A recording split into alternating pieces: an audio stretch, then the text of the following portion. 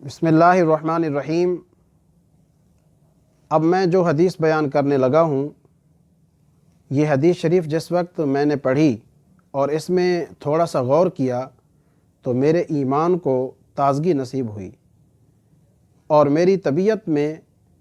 سرور کی کیفیت پیدا ہو گئی۔ مجھے اپنی کم علمی اور بے بذاتی کا بخوبی اندازہ ہے اور اس کا اعتراف بھی ہے، مگر اس کے باوجود میں اس نتیجے پر پہنچا ہوں کہ مجھ جیسا کم علم شخص بھی اگر حضور سرور کونین صلی اللہ علیہ وسلم کے فرمودات میں غور و خوض کرے تو اسے نصیحت کے لیے کئی موتی نصیب ہو جاتے ہیں، کیونکہ حضور علیہ الصلاۃ والسلام کے فرمودات میں کمال درجے کی حق گوئی ہوتی ہے، آپ کے گفتگو میں کمال درجے کا اعتدال ہوتا ہے، انسانی طبائع کا لحاظ ہوتا ہے۔ آپ صلی اللہ علیہ وسلم کی گفتگو میں امت کے لیے مشورے موجود ہوتے ہیں، آپ صلی اللہ علیہ وسلم کی گفتگو میں خیر خواہی ہوتی ہے، آپ کا جو انداز بیان ہے، جو انداز استدلال ہے، وہ ہر ایک کو اپنا اسیر بنا لیتا ہے۔ مثلا حضرت ابو ہریرہ رضی اللہ تعالیٰ عنہ سے روایت ہے کہ رسول کریم صاحب لولاک صلی اللہ علیہ وسلم نے ارشاد فرمایا: المؤمن القوی خیر واحب الی اللہ من المؤمن الضعیف وفی کل خیر احرص علی ما ینفعک واستعن باللہ ولا تعجز وان اصابک شیء فلا تقل لو انی فعلت کان کذا وکذا ولكن قل قدر اللہ وما شاء فعل فإن لو تفتح عمل الشیطان۔ رواہ مسلم۔ حضرت ابو ہریرہ رضی اللہ تعالیٰ عنہ ارشاد فرماتے ہیں کہ رسول کریم صلی اللہ علیہ وسلم نے ارشاد فرمایا، قوی مومن اچھا ہے اور ضعیف مومن سے اللہ کے حضور زیادہ پسندیدہ ہے۔ ہر مومن میں اچھائی موجود ہے، جو چیز تمہیں نفع دے تم اس کا حرص کرو اور اللہ سے مدد طلب کرو، عاجز نہ ہوو۔ اگر تمہیں کوئی مصیبت پہنچے تو یہ نہ کہو کہ اگر میں یہ کرتا تو ایسا ہو جاتا، اگر یہ کرتا تو ایسا ہو جاتا، لیکن تم یوں کہو کہ اللہ نے جو مقدر فرمایا اور جو چاہا وہی کیا، کیونکہ لو کا لفظ، اگر مگر کا لفظ شیطان کا عمل کھولتا ہے۔ اس حدیث مبارک میں آپ غور کریں کس قدر عمدہ موتی پروئے ہوئے ہیں۔ حضور سرور کونین صلی اللہ علیہ وسلم نے سب سے پہلے فرمایا کہ جو قوی مومن ہے وہ اچھا ہے، وہ خیر پر ہے۔ یہاں قوت سے مراد یا تو جسمانی قوت ہے یا دل کی قوت ہے۔ اب جسمانی قوت اور دل کی قوت کو بڑھانا یہ حضور علیہ الصلاۃ والسلام پسند فرما رہے ہیں، اور فرما رہے ہیں کہ ضعیف مومن سے، یعنی جسم اور یا دل کے اعتبار سے جو ضعیف ہے وہ اللہ کے حضور اس سے قوی مومن پسندیدہ ہے۔ اچھا، اب اس گفتگو میں ایک تو ہمیں یہ بات سمجھ آئی ہے کہ حضور علیہ الصلاۃ والسلام نے جس وقت یہ فرمایا کہ قوی مومن ضعیف مومن سے اللہ کے حضور زیادہ پسندیدہ ہے، تو طبعی تقاضا ہے، ایک فطرتی عمل ہے کہ جو ضعیف العمر لوگ تھے، جو کمزور دل لوگ تھے یا کمزور جسم لوگ تھے، ان کے دل میں ایک ملال کی کیفیت پیدا ہونا ایک فطری چیز ہے۔ فوراً حضور علیہ الصلاۃ والسلام نے ارشاد فرمایا، وفی کل خیر، مومن قوی ہو یا مومن ضعیف ہو وہ اچھائی پر ہی ہے۔ تو اب اس میں گفتگو کا اعتدال برقرار ہو گیا،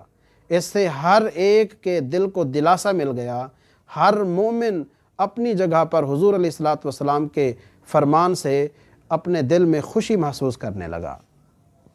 اس کے بعد حضور علیہ الصلاۃ والسلام نے مشورے کے طور پر ارشاد فرمایا کہ جو چیز تمہیں نفع دے تو تم اس میں حرص کرو۔ اب یہ جملہ ارشاد فرمانے کے بعد یہ بھی ایک فطرتی اور انسانی طبیعت کا تقاضا ہے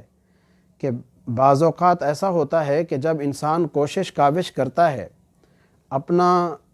علم و عمل، اپنا محنت اور اپنے کارنامے دکھاتا ہے، تو اس کے بعد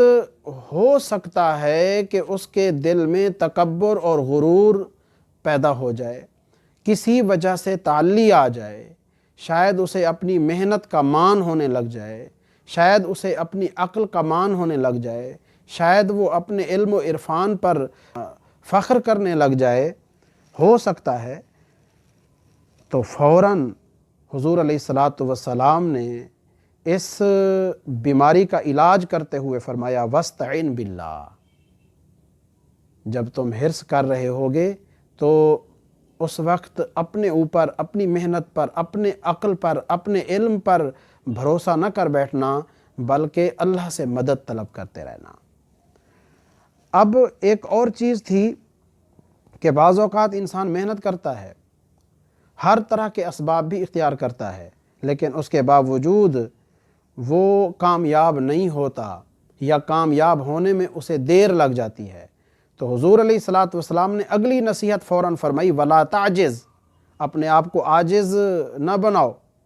عاجز نہ بنو، یہ نہ سمجھو یعنی تھک ہار کے بیٹھ نہ جاؤ، گھٹنے نہ ٹیک دو، اپنے آپ کو کمزور نہ بنا لو، بلکہ محنت کو جاری رکھو، دن رات محنت کرتے رہو، کام میں لگے رہو، اللہ رب العزت تمہیں کامیابی عطا فرمائے گا۔ اب ہر عمل کے دو طرح کے نتیجے ہوتے ہیں، ایک انسان محنت بھی کر رہا ہے، ہر طرح کے اسباب بھی اختیار کر رہا ہے، ایمانداری سے کام بھی کر رہا ہے، اللہ رب العزت کی مدد بھی طلب کر رہا ہے، عاجزی انکساری سے کام بھی لے رہا ہے، اس کے باوجود اللہ رب العزت کی طرف سے حکمت کا تقاضا یہ ہوتا ہے کہ اسے اس دنیا میں کامیابی نہیں ملنی ہوتی، ناکامی ہو جاتی ہے۔ کوئی بھی کام ہوتا ہے، کاروبار ہے، اس میں کامیابی نہیں ملی، پڑھتے پڑھتے بڑا عرصہ گزر گیا، بڑی محنت کی لیکن امتحان میں فیل ہو گئے، تو اب ایک فطرتی چیز ہے کہ انسان ڈپریشن کی حالت میں چلا جاتا ہے، انسان کا ذہن مفلوج ہونے لگ جاتا ہے، پاگل پن کا شکار ہونے لگ جاتا ہے، بندہ اس وقت اپنے آپ کو عاجز محسوس کرتا ہے۔ تو حضور علیہ الصلاۃ والسلام نے فوراً ارشاد فرمایا کہ ایسی کیفیت میں تم یہ نہ کہو کہ اگر میں یوں کرتا تو یوں ہو جاتا، اگر یوں کرتا تو یوں ہو جاتا، تمہاری تدبیریں تمہاری تقدیر کے سامنے، تمہارے اسباب، تمہاری محنت اللہ کے حکم کے سامنے محتاج ہیں، اللہ رب العزت کے حکم کے مقابلے میں تمہاری تدبیریں کام آنے والی نہیں ہیں، لہٰذا جو میرے رب کا حکم ہے، اس کی مشیت ہے، جو اس کی چاہت ہے اسی کے مطابق ہی ہوتا ہے۔ تو تقدیر پر انسان کو راضی ہو جانا چاہیے، اور اللہ رب العزت کی تقدیر کے مقابلے میں اسے یہ نہیں کہنا چاہیے کہ اگر میں یوں کرتا تو یوں ہو جاتا، کیونکہ یہ اگر مگر جو ہے یہ شیطان کے عمل کو کھولتا ہے، کیونکہ اس سے تقدیر پر ایمان کمزور ہوتا ہے۔ لہٰذا اس حدیث مبارک میں آپ نے دیکھا حضور علیہ الصلاۃ والسلام نے کس قدر موتی عطا فرمائے کہ آپ نے تعلیم و تربیت بھی فرمائی، آپ نے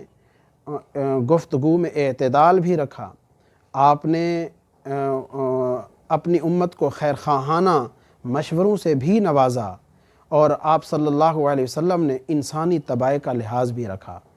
حدیث سے جڑے رہیے، حضور علیہ الصلاۃ والسلام کے فرمودات کو سنتے اور سمجھتے رہیے، پڑھتے رہیے، تاکہ ہم سب کی آخرت سنور جائے اور حضور علیہ الصلاۃ والسلام کی محبت میں روز بروز اضافہ ہوتا رہے۔ اللہ رب العزت ہم سب کو عمل کی توفیق عطا فرمائے۔